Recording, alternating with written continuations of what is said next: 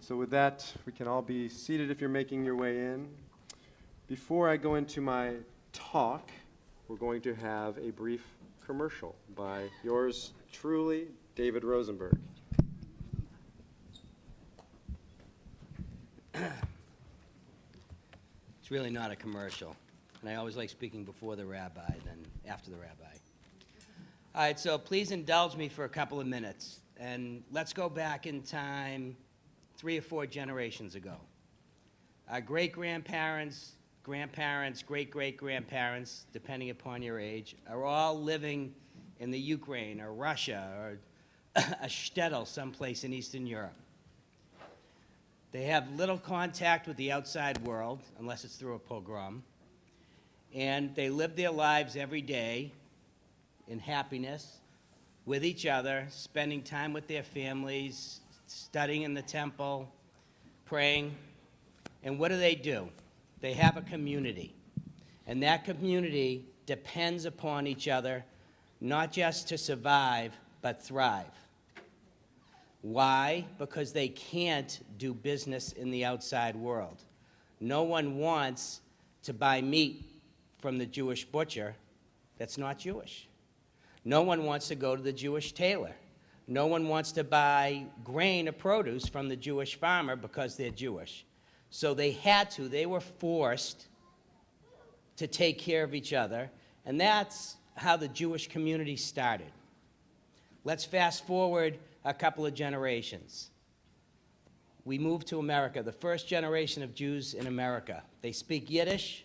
They settle in places like Dorchester, Lynn, Chelsea, Malden. And what happens? The outside world, even in America, this great country, they don't want to do business with us. Why?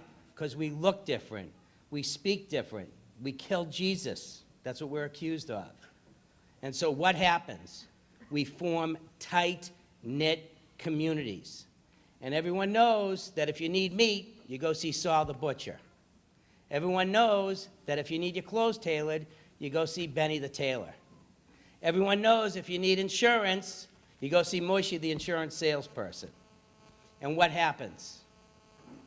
All of these people, the butcher, the tailor, the insurance salesperson, the used car dealer, whoever it happens to be, they all enjoy a modicum of success. And what do? They create a JCC.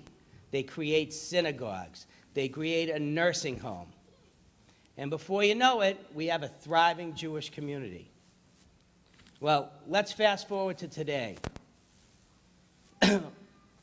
Our community, with the exception of CSH, could not said to be thriving right now.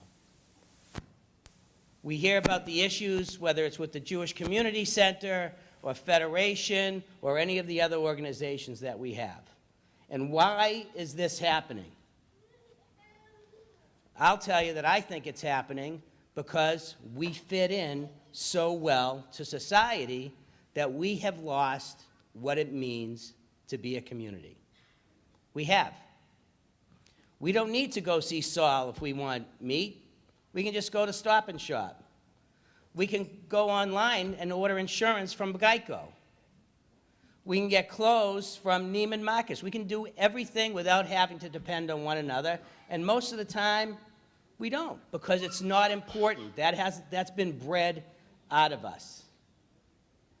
And what's happened is, because we have lost our sense of community, our institutions have suffered. And by definition, I think we've suffered. Now, CSH is the bright beacon in all of this. We're all here. We share the same values. And this place is not merely surviving, but it's thriving. But we still have the same issues here that existed when I was a kid roaming these halls and getting kicked out of Hebrew school. We do. There was always a budget crisis. We were always running in a deficit. We were always worried about how we were going to raise money for this programming or that programming. And what would we do? We call upon a few individuals in the community that were successful and said, hey, I need you to donate $50,000 for this, or $100,000 for that, or $200,000 for this. And that's how we got by. I'll tell you, that is not a sound business model to carry an institution into the future, to be reliant upon a few individuals. So a bunch of us got together with the rabbi and we started talking about this, and we were very concerned.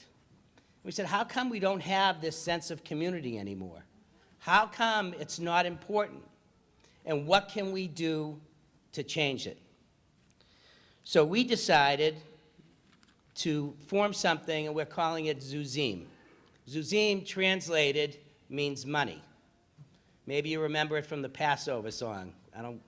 The rabbi told me to say Chagad, yeah, but I don't have a good voice. And here's what Zuzzim is.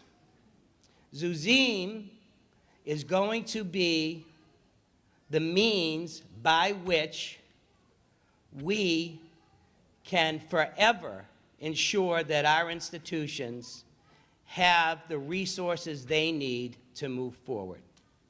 So what is Zuzzim? Zuzzim is going to be an online community. It's going to be a virtual community. Who are going to be members of Zuzzim? Everyone in the congregation. What's the purpose of Zuzzim? The purpose of Zuzzim is to bring this virtual community, to take what worked for past generations and bring it into this virtual community. And so if you're a real estate broker, you're going to be a member organization of Zuzzim.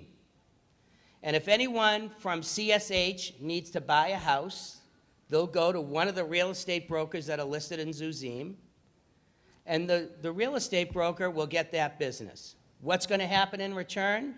Well, if the real estate broker owns that business, or it's the type of business where that real estate broker, in this case, gets a commission, they agree that as part of that transaction, they're going to donate a certain percentage back to CSH. Now, it may seem like a simple thing, but think about all of the business-to-business transactions that can take place.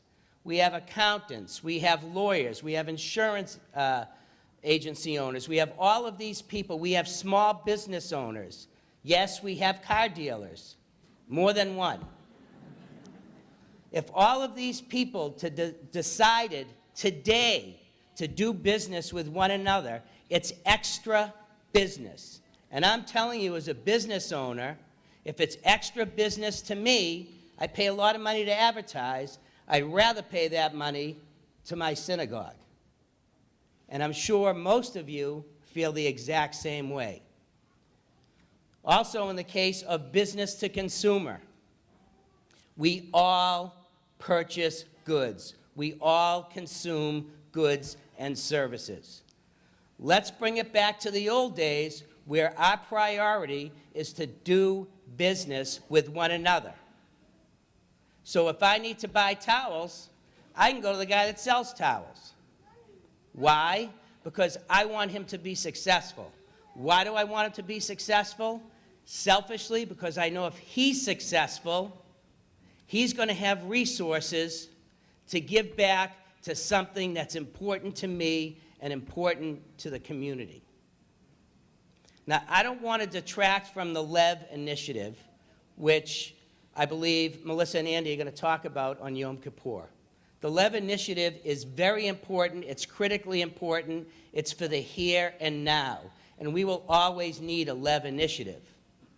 However, I believe that Zuzzim, this network that we're forming, I believe it's going to help the Lev initiative every year in a tremendous way. Because let's say you're not a business owner. Let's say you work for a large corporation. And let's say part of your earnings are a commission. Or let's say not even part of your earnings are a commission. Let's just say the more business you bring in, the better you look to your bosses.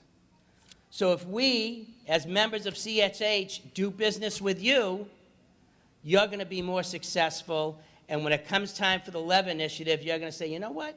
all these businesses, all these individuals, rather, from my congregation helped make me who I am today. They helped get me that promotion, or they helped earn me that extra commission, or they helped get me that bonus. I owe part of that money back to CSH, and you know what? I'm going to participate in a bigger way in the LEV initiative. That is the way we can ensure that the programming that makes this place so vibrant will be able to continue in perpetuity. That's the way our ancestors did it. They were forced to do it because no one would do business with them. Well, I'm going to tell you something. I think we're forced to do it today because if we don't support each other, then these institutions that we care so greatly about aren't going to be supported. So we're in the process of developing a website.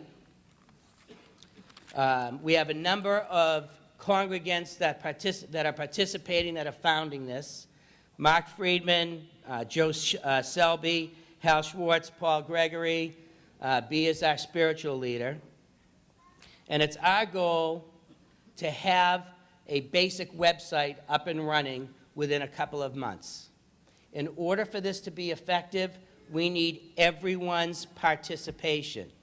You will be getting a sort of application. It's really a data sheet. And in it, we want you to tell us what you do, what business or services you can offer. Are there any special deals for CSH or Zuzzim members? And we also want you to tell us what you consume. If you're a business owner, what your needs are. And this database is going to match up people. And you can go on and say, I need to buy today 20 cases of toilet paper for my business. And it's going to say that's where you can go get the toilet paper. It's going to say I need rags, and it's going to tell you where to go get the rags. But we can only do it and make it work with the full support of everyone here. The goal is that you shouldn't have to pay to be Jewish. We shouldn't have to charge membership for people to come in and sit here and participate in a high holiday service. The goal is to be self-funding so we don't have to charge for these things. Okay. I want to just, in the sake of full transparency, I want to let you know that it's going to take a lot to develop Zuzzim. We're forming it as an outside company so as not to risk anything for the congregation. It's going to take a lot to develop the website and everything else.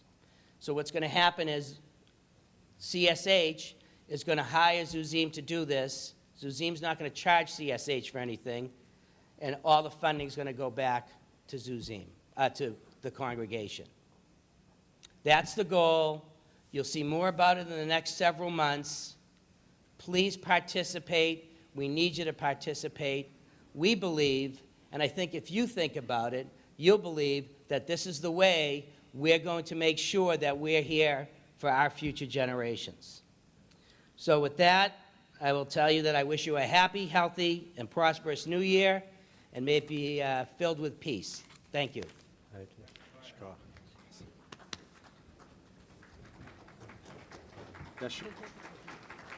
Yasher Koach to David. Really stepped up, taking an amazing leadership role in this congregation, and also Prime Motors is as a corporate sponsor, right? And we're open to all kinds of ways of funding this important holy mission. So thank you for all your work. So with that, we begin with a nigun.